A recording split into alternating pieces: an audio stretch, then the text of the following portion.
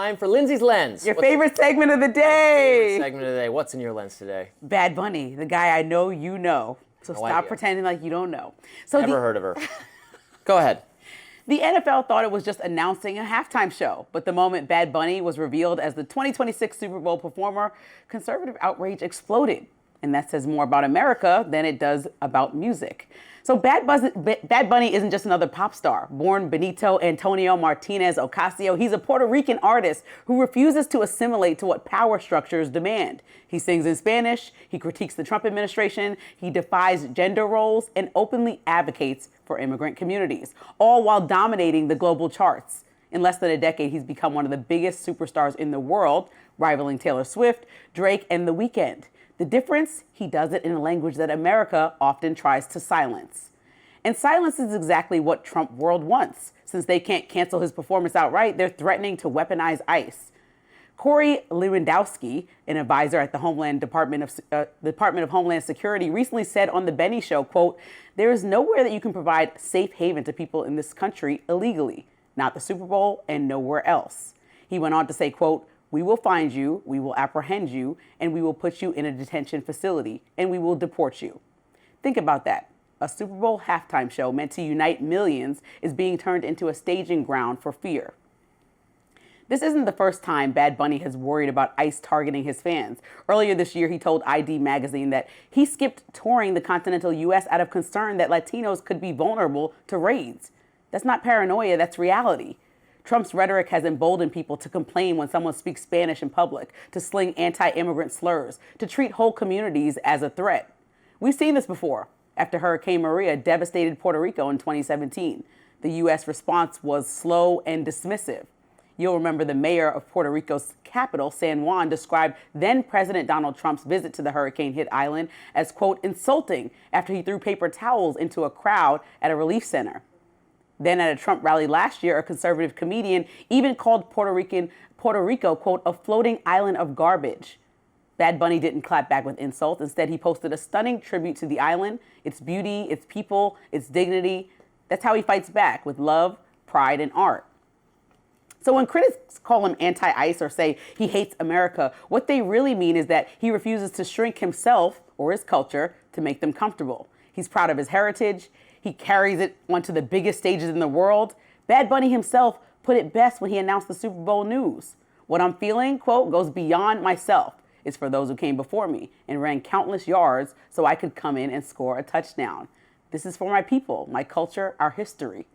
And that's the point. This halftime show isn't just about entertainment. It's a declaration. It's a love letter to Puerto Rico, to Latinos across the Americas, and to Latinos born right here in the United States. Because you are American. It's a reminder that you belong here, that you deserve to thrive without being constantly questioned or attacked or criminalized simply because of the way you look or the language you speak.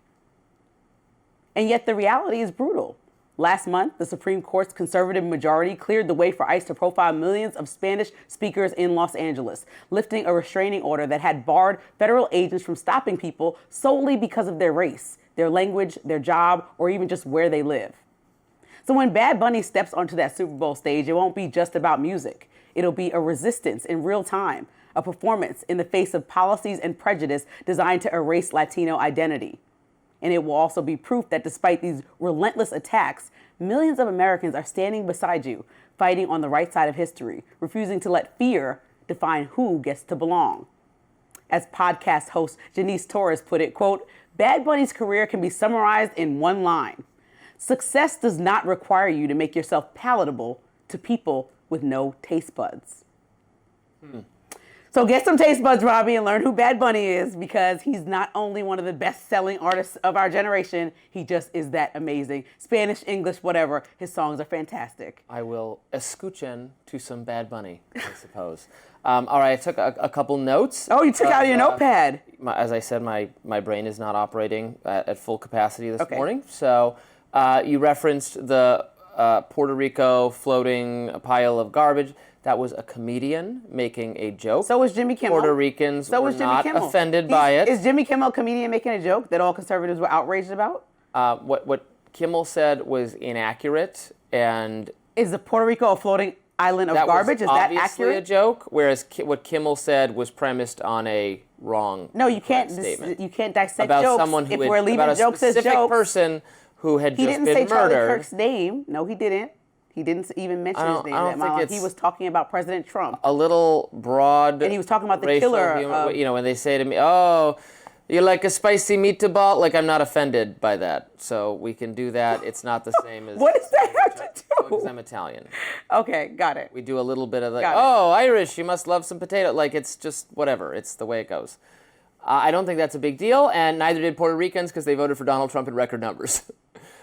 Next, you said that he's going to unite the country, but isn't he a divisive political figure? Isn't he? No, he's talking about. He's fighting for anti-Trump? representation. There's a difference between people who are trying to intentionally divide people and people who are trying to unite and say, welcome more. Let's be more understanding of different cultures and languages. Let's not treat Puerto Rico as a non-U.S. territory. What I think- Let's not throw paper towels like people are barbarians that don't want the same relief that Americans get when our president. I don't remember the paper towel. Okay, well, it's 2017 and we just showed a picture of it, so it's true. Okay. Not just making it up. I didn't say you were making it President Trump threw paper towels at people that were in dire circumstances and thought that was a good idea. And it was disrespectful and condescending. Okay. I just mean that I think when liberals say, "Oh, this is a uniting figure," but then that person has very political rhetoric, I think it's what you think of as uniting is not what we think of as uniting. Okay, fine. Let's just go off the straight. They said that he doesn't speak English. A lot of conservatives have been like, "Why are we having?" He's not American. He actually is from Puerto Rico, so he is. And there's plenty of non-U.S. citizens that no conservative said a word about. I can go down the list.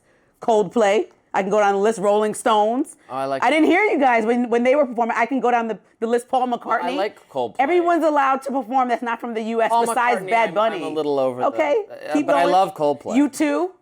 Yeah, they're great. So why are we hope not Coldplay complaining does it about these again. non-American? You know who I really hope wish And the would big- do it? the gag is that- Creed. I would love to see Creed perform the halftime show. They did a Thanksgiving Day, was it a Lions game, I think? A performance in like 2001. You can find it on YouTube. It's the greatest thing ever. Okay, the 90s, we should return. We have to go anyway. to whom the people are calling for. No, we should just... Bad Bunny, the world is calling for. He's selling out arenas. He's in his prime of his career. We shouldn't go back to Robbie's hit list of the 90s. Yes, we should. Counterpoint.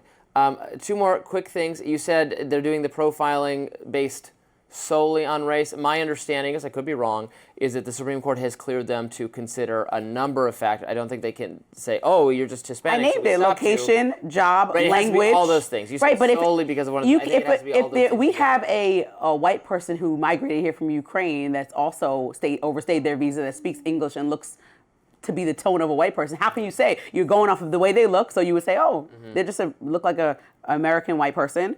They speak in English, so okay." So like somebody speaking Spanish, that you're targeting people that are Latino. I know, but those are 2 out of 5 things that they're looking for. I don't know how many things out of 5 it has to be.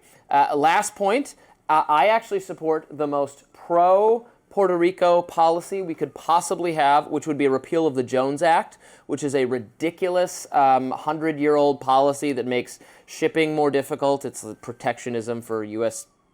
ship manufacturers that makes it more difficult for shipping to stop in Puerto Rico and hurts their economy and makes everything more expensive. We should absolutely repeal that law. It would be great for the people of Puerto Rico. It'd be great for us as consumers in the U.S., and we should do that, and we won't do it because everybody loves protectionism, which is sad. But so lest anyone say I'm like anti-Puerto Rico or something, I'm not. I favor getting rid of a law that harms them in every which way. But you just don't favor watching Bad Bunny on that Super Bowl stage. Maybe I'll check. Maybe I'll listen. You're going to enjoy it. We're going to have you dancing by the time it's over. I plan to probably sit out the Super Bowl this year, but that's okay. Not because of him, just because not something I like. It's crazy. Up next, President Trump is getting criticism from all over the place after he signed an executive order to defend Qatar. Stay with us.